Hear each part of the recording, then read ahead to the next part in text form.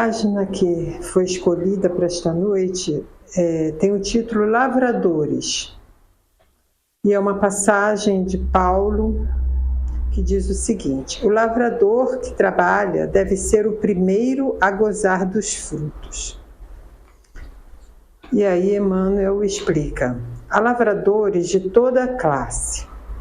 Existem aqueles que compram o campo e exploram-no, através de rendeiros suarentos, sem nunca tocarem o solo com as próprias mãos. Encontramos em muitos lugares os que relegam a enxada à ferrugem, cruzando os braços e imputando à chuva ou ao sol o fracasso da sementeira que não vigiam. Somos defrontados por muitos que fiscalizam a plantação dos vizinhos, sem qualquer atenção para com os trabalhos que lhes dizem respeito. Temos diversos que falam despropositadamente com referência a inutilidades mil, enquanto vermes destruidores aniquilam as flores frágeis.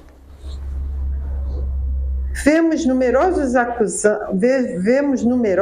acusando a terra como incapaz de qualquer produção, mas negando-se à gleba que lhes foi confiada a bênção da gota d'água e o socorro do adubo.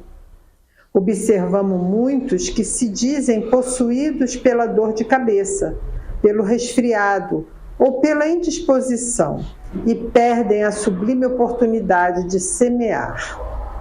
A natureza, no entanto, retribui a todos eles com o desengano, a dificuldade, a negação e o desapontamento. Mas o agricultor, que realmente trabalha, cedo recolhe a graça do celeiro farto. E assim ocorre na lavoura do espírito. Ninguém logrará o resultado excelente sem esforçar-se, conferindo à obra do bem o melhor de si mesmo. Paulo de Tarso, escrevendo numa época de senhores e escravos, de superficialidade e favoritismo, não nos diz que o semeador, distinguido por César ou mais endinheirado, seria o legítimo detentor da colheita, mas asseverou, com indiscutível acerto, que o lavrador dedicado às próprias obrigações será o primeiro a beneficiar-se com as vantagens do fruto. Então, meus amigos, eu convido todos agora a fecharem os olhos, a se recolherem interiormente, elevarem o pensamento a Jesus, à espiritualidade maior, para rogarmos o amparo e a proteção para a reunião desta noite. Jesus, amado Mestre, mais uma vez estamos aqui reunidos em Teu nome, Senhor, para podermos estudar um pouco mais sobre a Tua doutrina de amor e de esclarecimento. Pedimos, Senhor, que abençoe essa casa, que abençoe a todos que aqui estão neste momento. Pedimos aos benfeitores espirituais para que nos ajudem a manter a harmonia, para que essa reunião, Senhor, possa trazer os frutos que necessitamos para a nossa alma. Te agradecemos muito, Senhor, e pedimos que esteja conosco agora e sempre. Que assim seja. Nossa irmã Elina vai fazer nosso estudo dessa noite. Boa noite, gente. Mais uma vez, eu estava ali pensando assim: por que será que nesse momento eu me sinto tão em casa,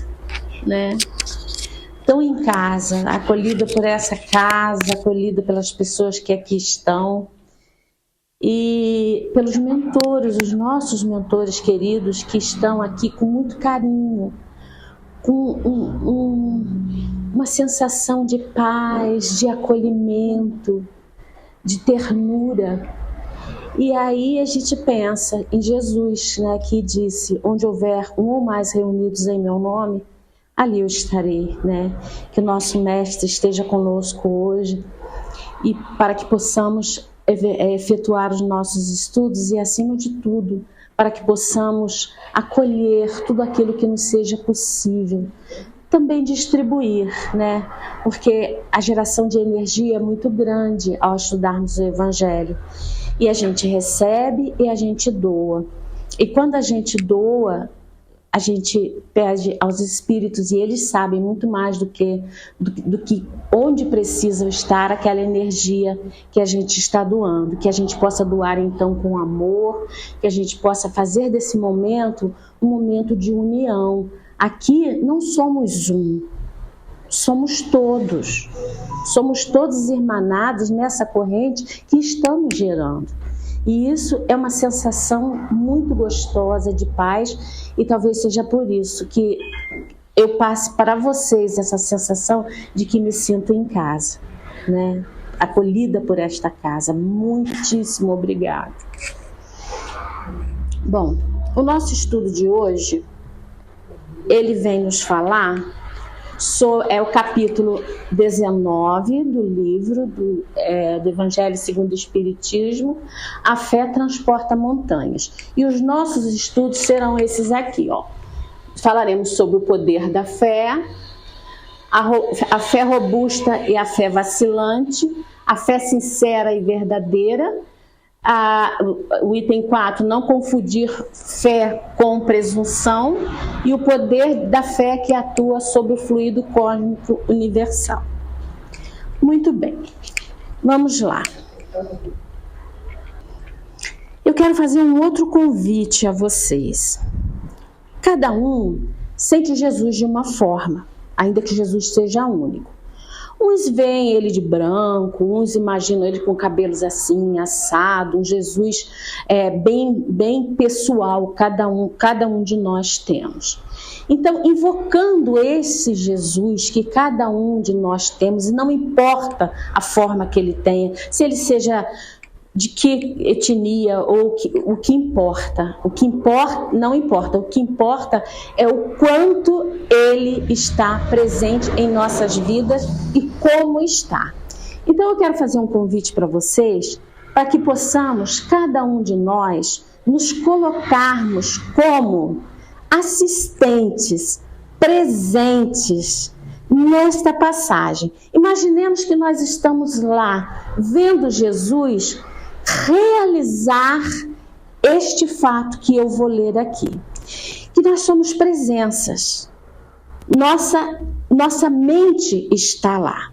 Então vamos lá.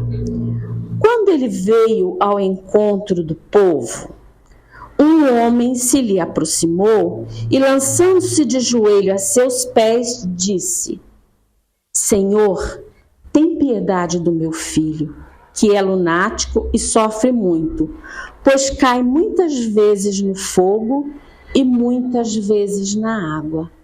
Olha essa pessoa, esse homem próximo de Jesus, dizendo essas palavras: Senhor, tem piedade do meu filho. Apresentei-o aos seus discípulos, mas eles não o puderam curar. Jesus respondeu dizendo: ó raça incrédula e depravada, até quando estarei convosco? Até quando vós sofrereis? Trazei-me aqui este menino. E tendo Jesus ameaçado o demônio, este saiu do menino, que no mesmo instante ficou são. Essa palavra, tendo Jesus ameaçado o demônio, eu penso assim, quando eu fecho os meus olhos, eu penso em Jesus simplesmente levantando as suas mãos e dizendo: afasta-te. Afasta-te desta pessoa, desta criança, deste menino. E a energia, a aura deste ser, que não temos nem como classificar, era o suficiente para isso. Mas ele também nos leva a pensar.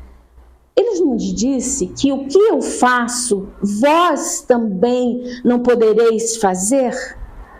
Então, onde nós estamos nesse momento, né? Onde a fé, onde a falta de capacidade dos apóstolos de realização? Ele também nos dá uma resposta. Ele diz assim, os discípulos então vieram então ter com Jesus em particular e lhe perguntaram: por que não podemos nós outros expulsar esse demônio? Respondeu-lhe Jesus: por causa da vossa incredulidade. É o momento de parar e pensar. Quantas vezes nós vacilamos diante de nossas conquistas, vacilamos diante de nossa fé, da nossa vida, por não acreditarmos que somos capazes de buscarmos dentro de nós, da nossa essência que somos, semente divina, aquela capacidade de dizer: eu posso fazer, eu sei fazer, eu consigo fazer, eu posso ir. Às vezes isso acontece de uma forma que nós muitas vezes não tomamos consciência. Por exemplo, às vezes nós temos um desejo, e eu posso dizer isso para vocês como um exemplo. Há muitos anos atrás, eu morava em Campos, e eu pensava assim: eu quero morar em tal lugar. Era uma casa, era um bairro bonito, puro ego, né, gente? A gente tem essas coisas. Então, eu quero morar numa casa lá, não sei aonde, não sei o quê. Eu morava num bairro muito bom, num lugar muito bom. Mas eu queria aquele outro, que era maior, que me levava o ego a desejar. Eu consegui, porque eu desejei. Desejei com força o suficiente para poder ir para aquele lugar. O que foi que aconteceu? Foi a pior casa que eu já morei na minha vida. Por quê? Era cheia de mofo. Nós adoecemos, eu e meu marido adoecemos na casa e tivemos que mudar antes de 2 anos. Nós saímos de Campos, tudo bem, mas mesmo que nós não tivéssemos saído, nós teríamos que sair daquela casa. Por quê? Porque a casa adoecia, gente. Não era uma casa, ela era um charco. Eles aterraram, mas a casa foi construída rente. Então não tinha como. Então por que eu estou contando isso para vocês? Eu estou contando por conta dos nossos desejos. A gente vê muitas pessoas assim: Jesus vai me dar uma Hilux. Eu já ouvi isso, gente. Jesus vai me dar uma Hilux. Hilux é aquela caminhonete grande, né? Jesus vai me dar uma Hilux. É o nosso desejo, é a nossa fé, a nossa energia voltada para aquilo.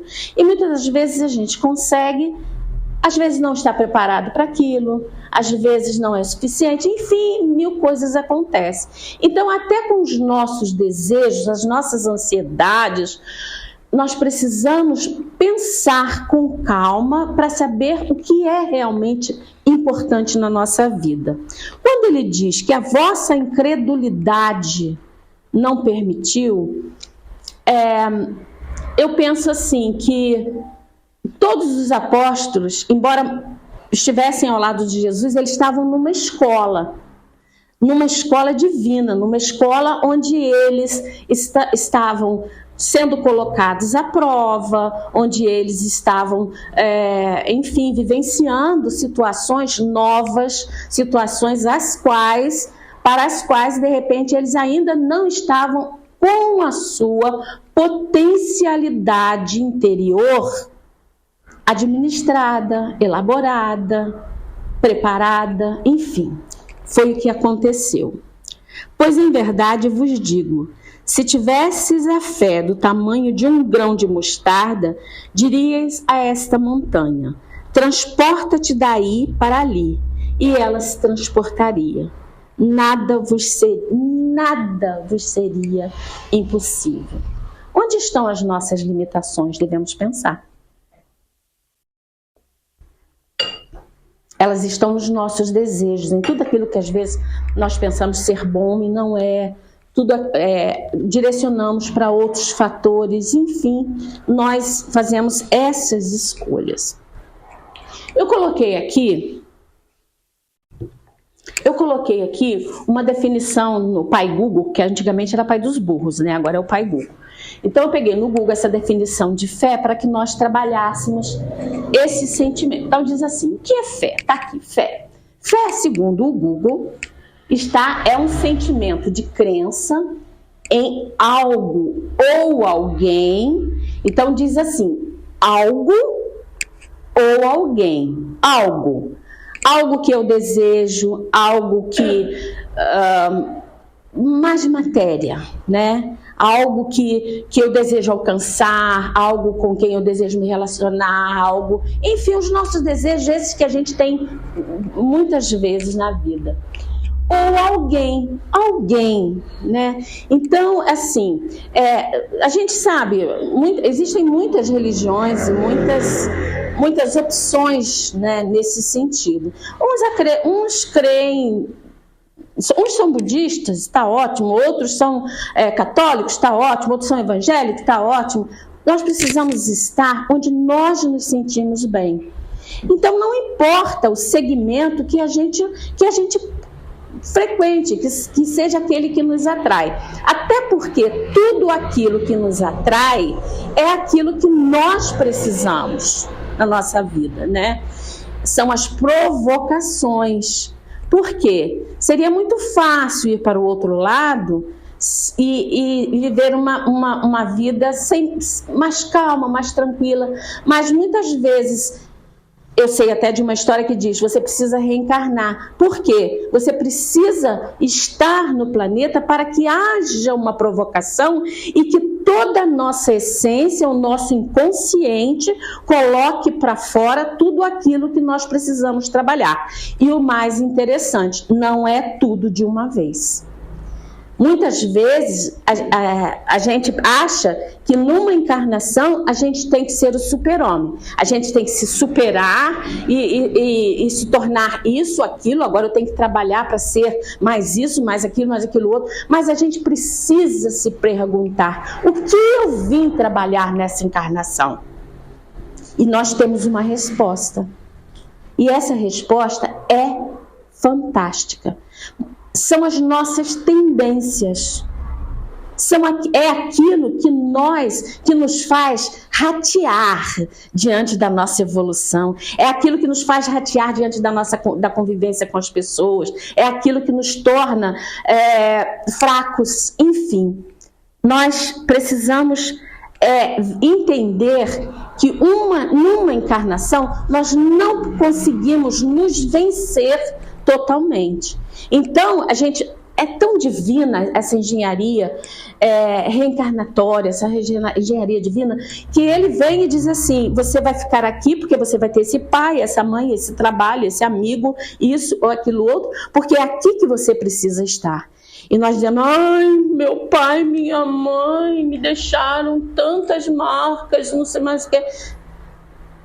Nós é que estamos nos marcando diante da insistência de certos comportamentos que não farão com que a gente consiga evoluir. Voltando, ainda que não haja nenhum tipo de evidência, diz assim, sentimento de crença é algo ou alguém, ou em algo ou alguém, ainda que não haja nenhum tipo de evidência que comprove a veracidade da proposição da causa. Fé se explica? Dor se explica? Sentimento se explica? Tem tamanho a dor? Tem tamanho a fé? Não tem. Então, cada um de nós temos uma capacidade, uma intensidade que é própria. Cada um de nós temos uma intensidade de fé e de energia que é própria, que poderá ser a semente de mostarda que vai mudar a montanha de lugar. E essa montanha pode ser o nosso egoísmo, pode ser o nosso fanatismo, pode ser a nossa falta de abertura de consciência, as determinações, a síndrome de Gabriela. Eu nasci assim, eu vou crescer assim, porque não vou mudar. A gente chama isso de síndrome de Gabriela. Por quê? Porque está batendo o pé, está sendo teimoso, está sendo equivocado. Então, essas são as questões. Então, como a gente não tem como explicar, Seria a forma de cada um, a forma como cada um de nós enxerga a vida. É a nossa personalidade. É a nossa personalidade, né? Que a gente vem e a gente, através das aquisições do nosso nascimento, da convivência em sociedade, da religiosidade, a gente vai formando aquela personalidade para trabalhar aquela encarnação. É fácil? Poderia ser mais fácil, se a gente não fosse tão teimoso, né? Se a gente não fosse tão determinado a, de repente, seguir outros caminhos e caminhos contrários. Vamos voltar ao Evangelho.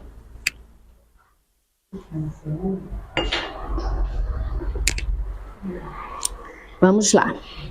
Vamos para o item 2. Nós falamos sobre o poder da fé. Nós vamos agora falar sobre a fé robusta e a fé vacilante, que está aqui inserida no contexto do item 2. No sentido próprio, é certo que a confiança nas suas próprias forças torna o homem capaz de executar coisas materiais que não consegue fazer quem duvida de si. Isso se aplica em toda a nossa vida. Quando somos pais, não sei se eu vou dar conta, não sei se a educação... A gente sempre acha que falhou. Por quê? Porque a gente espera dar o melhor, mas qual é o melhor? Filho vem com bula? Não vem, gente. Filho não vem com bula, casamento não traz uma outra bula que a gente deva seguir para dizer tem que ser assim ou assado. Não. Então isso realmente se aplica a todas as nossas, a toda a nossa vida, por uma questão de vivência. Enquanto vivermos, estaremos aprendendo, estaremos duvidando, estaremos esperando que a situação Y, X ou Z nos traga melhor. E a gente, mais interessante isso, a gente espera sempre que a coisa venha um pouco de fora, né? Tomara que... bota lá. Não coloca aqui o sentimento, Deus, a fé aqui dentro. Sabe, fechar os olhos e vivenciar essa energia divina e dizer, Senhor, que faça a tua vontade, não a minha. Porque de repente a gente não sabe nem para que lado olhar, né? Então vamos lá. Aqui, porém, acho que eu vou pular um pedaço. Os preceitos da rotina não posso pular, peraí. Aqui, porém, unicamente no sentido moral, se deve entender essas palavras. As montanhas que a fé desloca são as dificuldades, é o que eu estava falando, as resistências, a má vontade, em suma, com que se depara a parte da nossa humanidade, os homens. Ainda quando se trata das melhores coisas. Os preceitos da rotina, interesse material, egoísmo, a cegueira, o fanatismo e as paixões orgulhosas são outras tantas montanhas que barram o caminho a quem trabalha pelo progresso da humanidade. Gente, o Evangelho é um código de conduta. Por isso que a nossa doutrina diz, nós somos ciência, religião e filosofia. Por quê? Porque sem esse tripé, o Kardec ele fez questão de trazer esse enfoque, porque sem esse tripé, uma estaria manca. Se fosse mais filosofia já existia.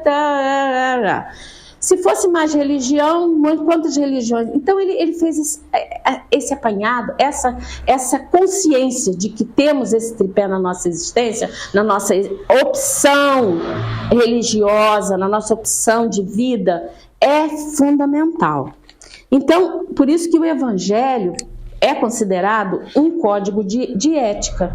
Vocês lembram que na primeira vez que eu estive aqui, eu disse para vocês que eu conheci um juiz e ele dizia que ele não acreditava em Deus e que ele era agnóstico, essas coisas todas. Mas que ele lia o Evangelho como um código de moral e de ética, de comportamento. Né? Eu lembro que eu falei isso para vocês. Então, Aqui nós vamos falar da fé robusta e da fé vacilante.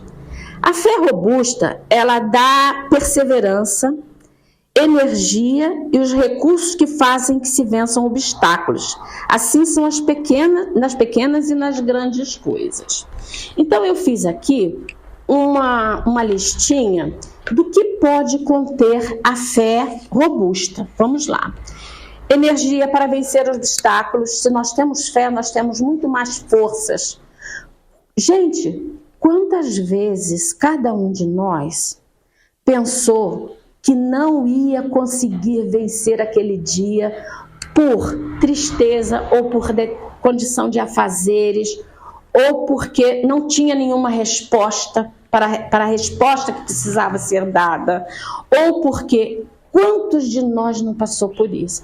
É nesse momento que é necessário parar e não abrir mão do contato, não abrir mão desse religare, que é o sentido de religião. Religião é nos religar daquilo que de alguma forma nós nos separamos. Hoje eu vi uma palestra do Dr. Sérgio Felipe. Vocês conhecem Sérgio Felipe? Sérgio Felipe estava dando uma palestra, eu vi no YouTube lá, estava passando, e ele estava dizendo o seguinte, que chegou um senhor para ele em determinada condição X e não tinha jeito, chama a cardiologista, chama não sei mais o que, e ele estava achando que o homem estava caquete, que não ia salvar. Só que ele, por que eu estou chegando aqui onde eu quero? E ele disse, minha mãe sempre me disse uma coisa, quando você não souber a resposta, ore. E foi o que eu fiz. Ele estava falando do caso que ele estava enfrentando, e foi o que eu fiz. Eu fui para tal lugar, para onde... Aí ele explicou onde ele tinha ido, e fiz uma oração sentida, que eu fosse abençoado com a orientação. Imediatamente a orientação veio e ainda foi um pouco até mais além.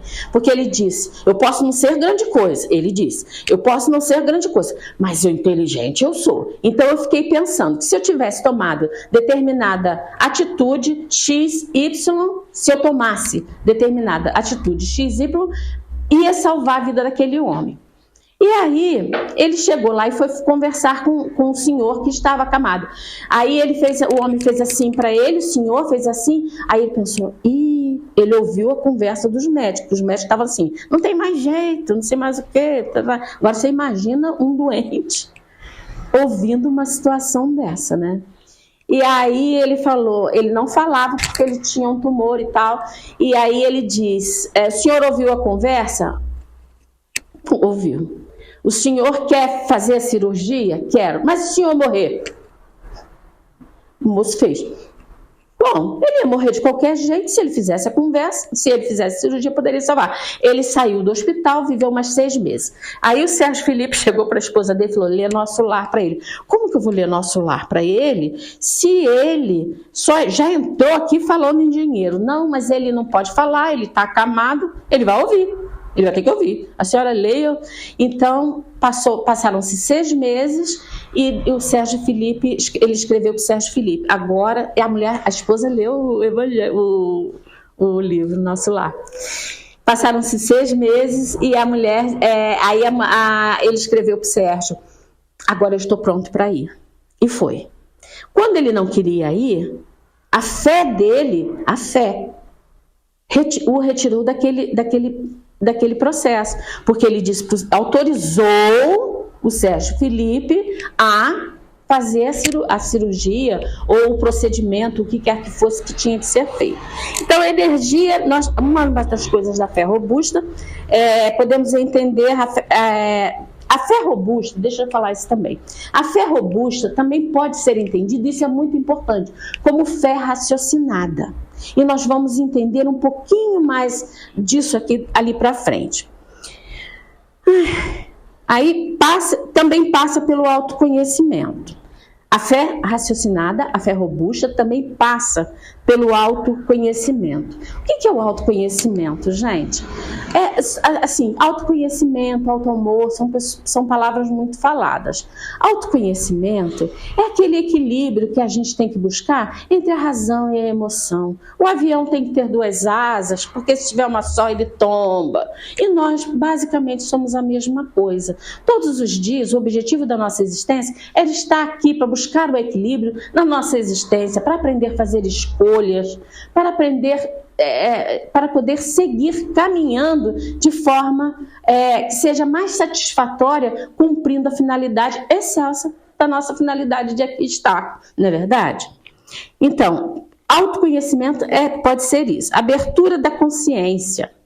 Ai, meu Deus, abertura da consciência, a vontade que eu tinha é de tomar uma água assim, botar um negócio aqui e pensar assim, está matando a minha sede, mas está abrindo a minha consciência muito mais. Quem dera, né, gente, que fosse assim tão fácil. Que a gente pudesse entender, quando a gente amanhece, a gente tem que lutar aquele dia inteiro para não ter maus pensamentos, para não praticar situações das quais a gente está sempre se arrependendo. No Theta Healing, que é uma técnica com a qual eu trabalho, a gente tem uma coisa que se chama cancela. E isso tem funcionado muito com as pessoas que eu atendo, tem funcionado muito na minha vida. Às vezes, eu saio da minha casa para ir para o trabalho. No meio do caminho, eu tenho N pensamentos negativos. Aí eu fico assim, eu cancelo esse pensamento, eu retiro ele da minha vida. Eu cancelo, às vezes eu falo até assim, eu cancelo esse pensamento até o nível de minha alma. Porque é brabo aquele pensamento daquele dia. E nós somos assim. A gente pensa negativo todos os dias. A gente quer uma abertura de consciência. Talvez a gente não esteja percebendo que a abertura de consciência passa por quê? Passa pela modificação interna, a destruição interna ou o expurgo de sentimentos, pensamentos que fazem com que a gente estacione em determinado processo. Então, o cancela, podem usar, gente. Pensou mal, cancelo isso. Faz assim, com o dedinho, é assim mesmo que faz. Eu cancelo isso. Eu estou cancelando esse pensamento. E eu cancelo. Às vezes o negócio está insistindo, eu digo, eu cancelo. E fico repetindo. Daqui a pouco vem outro pensamento e tal. E é assim que a gente faz. Vamos embora. Escolhas. Também passa por escolhas. Quando a gente fala em escolhas, né, é tão assim difícil. As pessoas estão nas ruas, essa miséria que a gente vê, não gosto de falar muito disso, porque a gente não deve vibrar no mais baixo, né? Mas, enfim, escolhas principalmente quando nós precisamos, quando estamos em determinadas fases da nossa vida, que temos que escolher se a gente quer seguir. A escolha maior que se pode fazer na nossa vida para que a gente consiga seguir o caminho para o qual fomos determinados é a escolha da fé. É a escolha do pensamento positivo. É a escolha de fazer o bem. Mas não é aquele eu vou fazer o bem porque é bom para mim. Eu vou fazer o bem porque o meu coração está pedindo. Então, a gente sabe que muitas das vezes, qual de nós aqui não tem filhos? E os nossos bebezinhos, eu tenho uma de 47 e uma de 43. Aí eu fico pensando, eu faço assim, eu olho e tô vendo, vai dar em nada. Mas é a escolha e a gente simplesmente não tem como dizer faça diferente, porque não vai aceitar, porque se acha dono da verdade. Enfim, gente, escolha. Nós também não fizemos as nossas? Nós fizemos. Quando a gente era adolescente, quando a gente era mais jovem, hoje a gente está um pouquinho mais moderado, porque a vida, né, vem cercando a gente de um lado para o outro. Paciência em nosso processo, isso é muito importante. Gente, nós precisamos nos perdoar. Nos perdoar por aquilo que a gente não conseguiu ainda, a palavra ainda é muito importante. Não conseguimos ainda transformar, é uma questão de tempo. É uma questão de investimento, é uma questão de autoacolhimento. Nós precisamos ter paciência com os nossos processos. Hoje eu fiz um atendimento e a menina falou para mim assim: eu estou muito chateada comigo, porque ela é professora, doutora já na UF de Niterói. E ela, ela foi cria da UF de Niterói. Então ela foi aluna, ela passou por ali em todas as fases, foi orientada pelos professores dali e tal. Só que agora eles não entendem que ela está no mesmo nível. Que ela agora é uma doutora com DR mesmo, porque fez mestrado, fez doutorado e essas coisas todas. E os professores, isso ela me dizendo, que eles ficam mandando ela fazer as coisas, direcionando, essas coisas que acontecem. E aí eu disse para ela, primeiro você precisa se perdoar. Se perdoar por ainda não estar conseguindo investir nas suas reações de forma que você possa perpetuar ou retificar a sua individualidade. Ela precisa se perdoar por isso. E segundo, entre todas as coisas que a gente conversou, que foi 1 hora de conversa, eu disse, em segundo lugar, entender que o que não aconteceu hoje foi experiência para que amanhã você tenha uma nova vivência. Entende? Então, exatamente isso. Auto-perdão, né, que está implícito nessa questão do processo, e auto-amor. Auto-amor é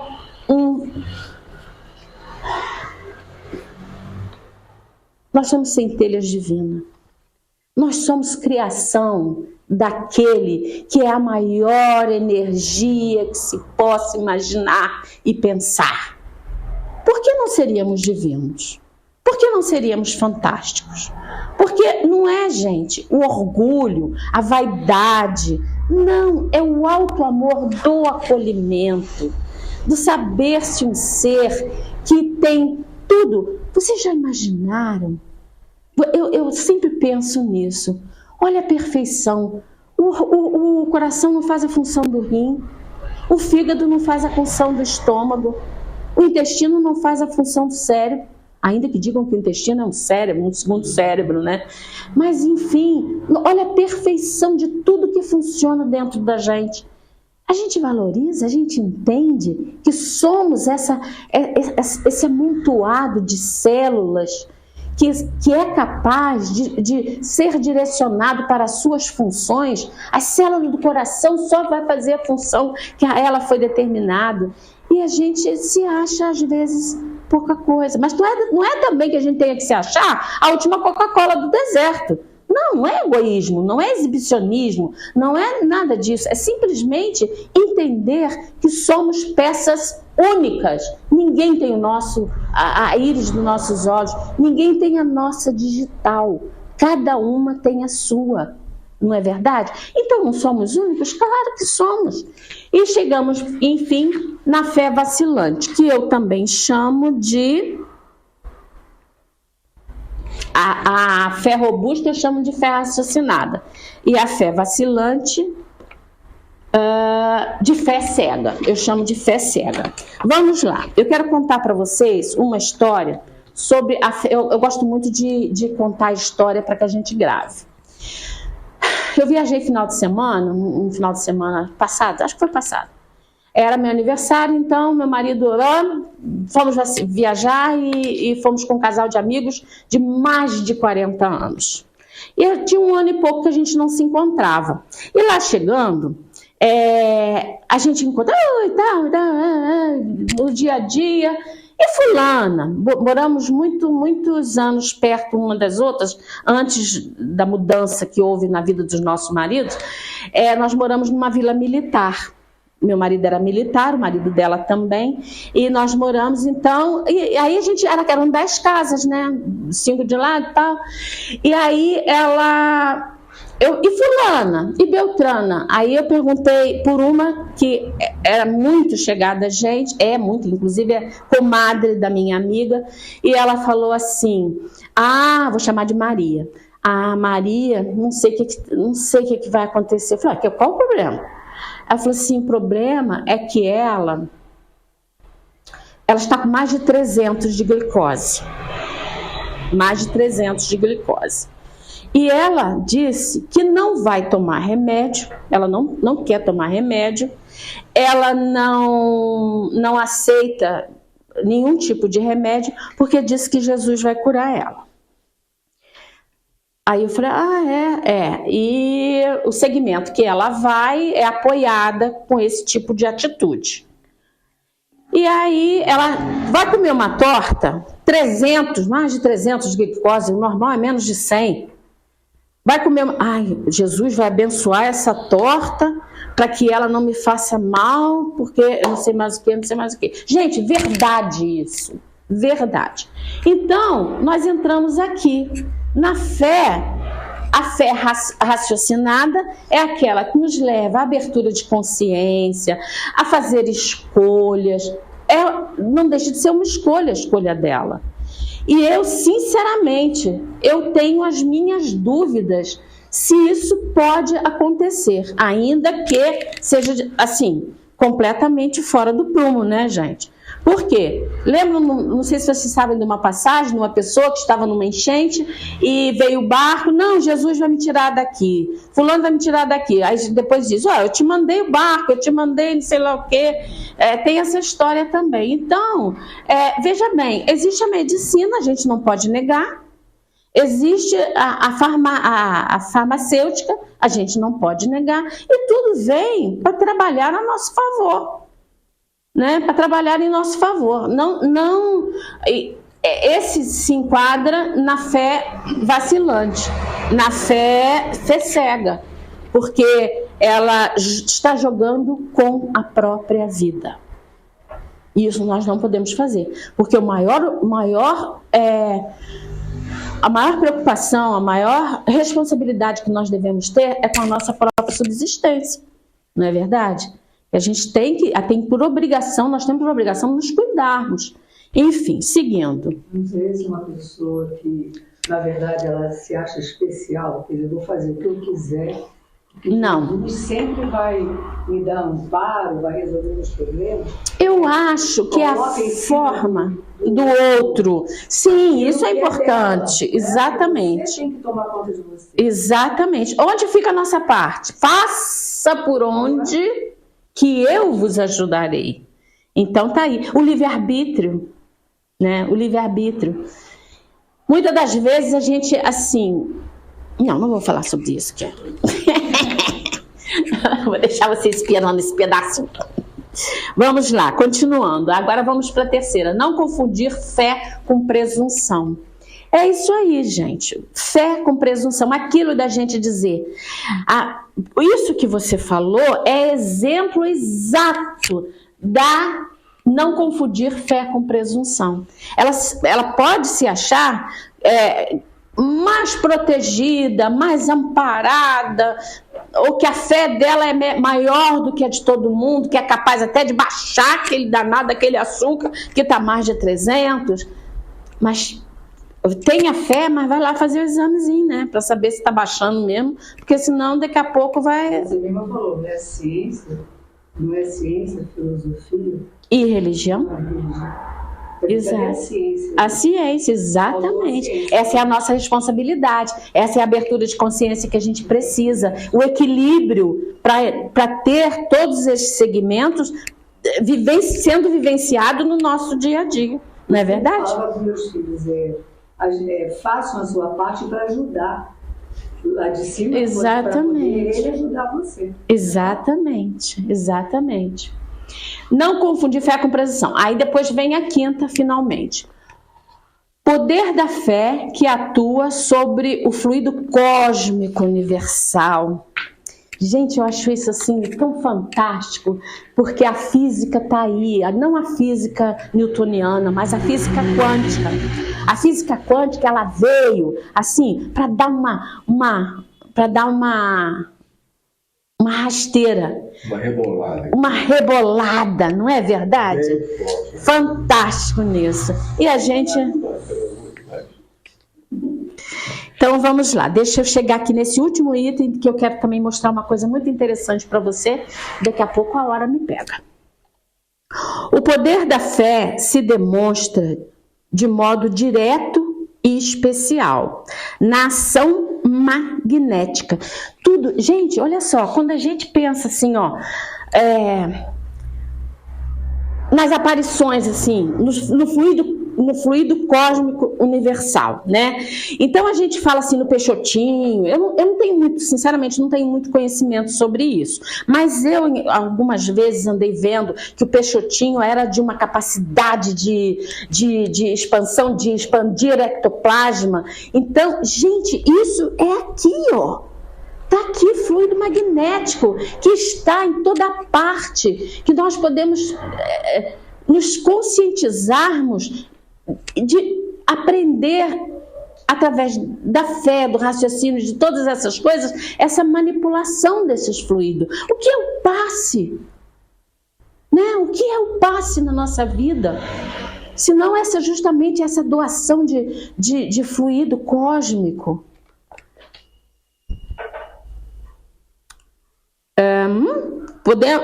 O poder da fé se demonstra de modo direto e especial na ação magnética. Por seu intermédio, o homem atua sobre o fluido, agente universal, modifica-lhe as qualidades e dá uma impulsão, por assim dizer, irresistível. Gente, manipulação de fluido cósmico é presunção só do bem? Claro que não. Claro que não.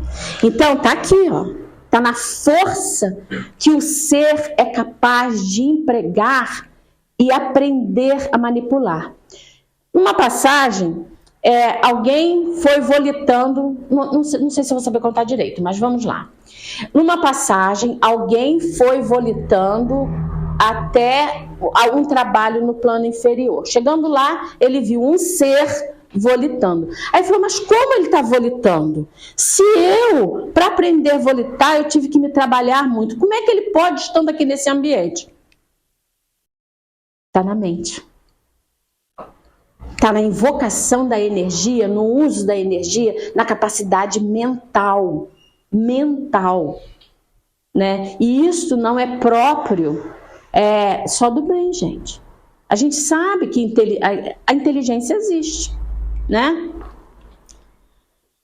Daí decorre que aquele que é um grande poder fluídico normal junta ardente fé, olha a fé novamente, ardente fé pode, só pela força de sua vontade dirigida para o bem, operar esses singulares fenômenos de cura e outros tido antigamente por prodígios. Pois é, então, assim, lembra quando Kardec, ele começou a estudar as mesas girantes, e ele achava, porque tinha realmente, assim, pelo que a gente sabe, através dos filmes e livros e da obra, né, escrita, que ele teve muitas dúvidas para poder começar a fazer essa busca realmente em profundidade. Por quê? Porque para ele aquilo ali não passava de falcatrua, né? Ele saía perguntando e essas coisas todas. Então, aí achavam que isso era tanto que nos teatros, né, nos teatros antigamente, eles faziam aquelas apresentações da mesa, enfim, todas essas coisas. Porém, o que é verdadeiro fica, né? O que é divino, o que é verdadeiro, o que é para chegar na nossa vida, vem. Não interessa, podia não ter sido por Allan Kardec, foi por ele, mas poderia ter sido por outro, porque é como se dissesse assim, Deus tem muitas balas na agulha, né? Tem muitos prepostos para que ele possa dos quais ele possa se utilizar para poder fazer as suas mandingas, vamos dizer assim, né? Não é bem isso, mas vamos ficar. Vamos lá. Tal motivo porque Jesus disse a seus apóstolos: se não o curastes, foi porque não tinhas fé. E aí eu quero chegar aqui,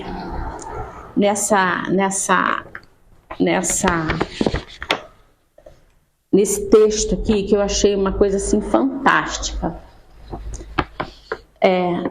Não quer dizer que todos nós que aqui estamos tenhamos que concordar com isso. Porém, é importante que se ouça. Perguntaram a Einstein: você acredita em Deus?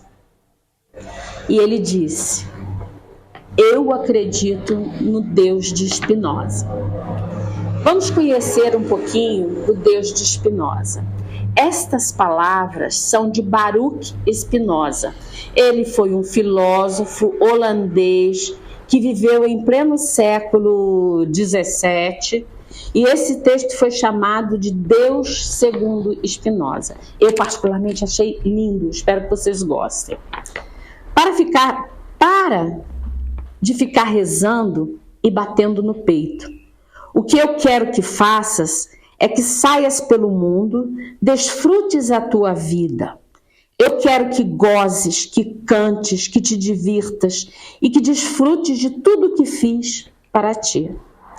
Para de ir a esses templos lúgubres, obscuros e frios que tu mesmo construístes e que acreditas ser a minha casa. Minha casa está nas montanhas, nos bosques, nos rios, nas praias. Aí é onde eu vivo e expresso o meu amor por ti. Para de me culpar pela tua vida miserável. Eu nunca te disse que eras um pecador. Para de ficar lendo supostas escrituras sagradas que nada têm a ver comigo. Se não podes me ler num amanhecer, numa paisagem, no olhar dos seus amigos, nos olhos do teu filhinho, não me encontrarás em nenhum livro. Para de tanto ter medo de mim. Isso aqui eu achei muito interessante. Eu não te julgo, nem te critico. Não me irrito. Deus não se ofende, né, gente? Eu não te julgo, não te critico, nem me irrito, nem me incomodo, nem te castigo. Eu sou puro amor. Para de me pedir perdão, não há nada a perdoar. Se eu te fiz e te enchi de paixões, de limitações, de prazeres, de sentimentos, de necessidade, de incoerências, de livre-arbítrio, como posso te castigar por seres como és, se sou eu quem te fez? Crês que eu poderia criar um lugar para queimar a todos os meus filhos que não se comportam pelo resto da eternidade? Seríamos condenados à eternidade? Vai para o inferno, vai para não sei para onde. Que tipo de Deus pode fazer isso? Esquece qualquer tipo de mandamento. São artimanhas para te manipular, para te controlar, que só geram culpa em ti. Respeita o teu próximo e não faças aos outros o que não queiras para ti. A única coisa que te peço é que prestes atenção à tua vida, que teu estado de alerta seja o teu guia. Tu és absolutamente livre para fazer de tua vida um céu ou um inferno. Para de crer em mim. Crer é supor, imaginar. Eu não quero que acredites em mim, quero que me sintas em ti quando beijas tua amada, quando agasalhas tua filhinha, quando acaricia o teu cachorro, quando tomas banho de mar. Para de louvar-me. Que tipo de Deus ególatra tu acreditas que eu seja? Tu te sentes grato? Demonstra-o cuidando de ti, da tua saúde, das tuas relações do mundo. Expressa a tua alegria. Este é o jeito de me louvar. Para de complicar as coisas e de repetir como papagaio o que te ensinaram sobre mim. Não me procures fora, não me acharás. Procura-me dentro, aí é que estou, dentro de ti. Lindo, né? Eu achei muito bonito. Agora eu quero que vocês me autorizem. Da outra vez eu também pedi autorização de cada um de vocês. Eu quero que vocês pensem no que dói, no que incomoda, no que não consegue vencer, na tristeza, no que gostaria de conquistar. Cada um de vocês é um universo infinito, é um mundo. Então, cada um pense neste momento aquilo que necessita. E eu vou fazer uma meditação do Theta Healing, como nós fizemos da outra vez. Eu vou pedir permissão para vocês para ir à fonte criadora de tudo que é, a fazer o comando que seja retirado de cada um de vocês tudo aquilo que incomoda, tudo aquilo que não esteja de acordo, tudo aquilo que vocês desejam transformar e que seja substituído por toda a luz que possa vir da fonte criadora de tudo que é, trazendo a mais pura energia e transformando cada dor, cada sentimento e levando para o plano infinito, para a fonte criadora, o que não serve, e trazendo de lá, através da energia divina, tudo aquilo que possa suplantar, tudo aquilo que possa ocupar na vida de vocês, aquilo que precisa ser substituído. Então, eu vou pedir a permissão, vocês apenas, quem não concordar, não precisa, apenas ouça. Eu vou pedir a vocês que, quando eu pedir autorização, vocês deem ou não e continuem pensando naquilo que gostaria de transformar na vida de vocês, ok? Então vamos lá.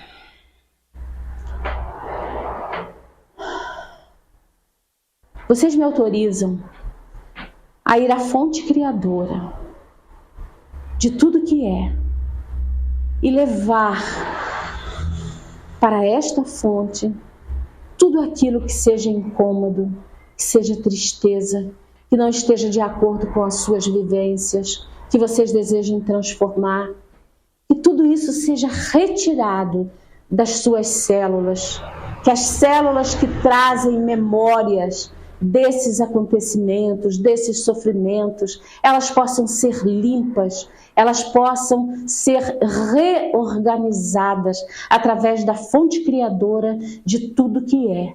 Eu peço permissão para levar para o infinito, para jogar para o espaço tudo aquilo que seja necessário, tudo aquilo que seja possível, com a consonância dos mentores dessa casa, com a consonância dos nossos mentores espirituais, dos nossos protetores, dos nossos amigos, que assim possa ser. Grato, está feito, está feito, está feito. Mostre-me, Senhor.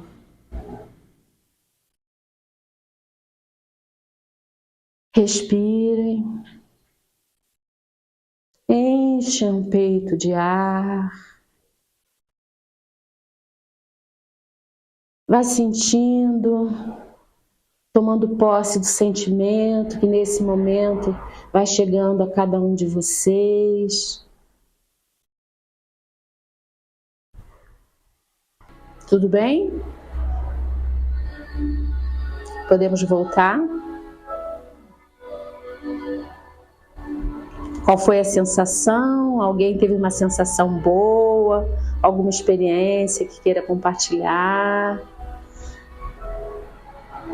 Eu quero elevar os meus pensamentos aos mentores dessa casa, a Jesus, nosso grande mestre, que possamos muito mais vezes sentir, vivenciar esta harmonia interna, abrir os nossos braços para agradecer, agradecer tudo que somos e todas as possibilidades, agradecer simplesmente por sermos criação divina, agradecer, Senhor, e sairmos daqui irmanados pelo sentimento de paz, para que possamos chegar às nossas casas e começar a escrever uma nova história.